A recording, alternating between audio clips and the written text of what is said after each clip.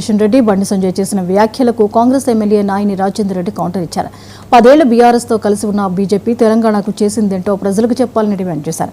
Warangal airport భూసేకరణకు Congress ప్రభుత్వమే నిధులు కేటాయించిందని CM Revanth Reddy నాయకత్వంలో అభివృద్ధి వేగంగా జరుగుతోందన్నారు.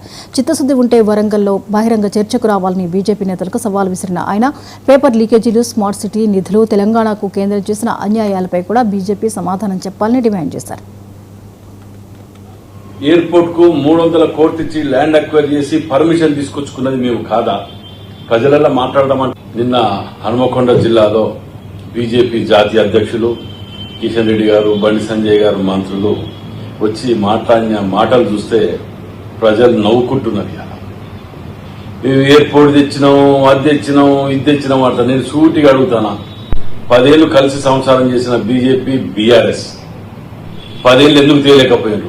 ముఖ్యమంత్రి రేవంత్ రెడ్డి గారు వచ్చిన తర్వాత, మా అధికారం మేము వచ్చిన తర్వాత ఇవాళ ఎయిర్పోర్ట్ కు 300 కోట్లు ఇచ్చి ల్యాండ్ అక్వైర్ చేసి పర్మిషన్ తీసుకొచ్చుకున్నది మేము కాదా?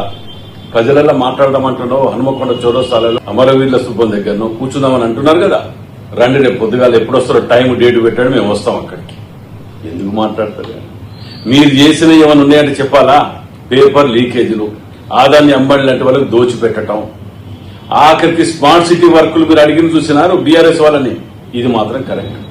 మరి స్మార్ట్ సిటీ డబ్బులు వచ్చినప్పుడు ఈ దొంగలికి చేసేప్పుడు వాపసు పోయినాయని తెలుసా మీకు? వీళ్ళ బీఆర్ఎస్ వాళ్ళ అసమర్థత వలన, మీ యొక్క నిర్లక్ష్యం వలన స్మార్ట్ సిటీ ఫండ్స్ వరంగల్ కి సంబంధించినవి సగం దుర్వినియోగం అయితే సగం వాపసు పోయినాయి. తెలుసా మీకు? అది తెలియకుండా నోటికి ఏదొస్తుంది మాట్లాడటం, ఛాలెంజ్ అంటాను కదా. రా, నిజంగా నీ చిత్తశుద్ధి ఉంటే హనుమకొండ చౌరస్తాకో లేకపోతే తెలంగాణ అమరవీరుల స్థూపం కన్నా కూర్చుందాం, మాట్లాడదాం. రా, పారిపోతారు. ఏదైనా మాట్లాడటం మీరేమైనా కేవలం మన్ కీ బాత్ సిర్ఫ్ అవతలోళ్ళు వినాలి తప్ప అవతలోళ్ళు చెప్పింది వినేది లేదు. మీరు ఫస్ట్ టైం ఛాలెంజ్ చేసిన, చాలా సంతోషం.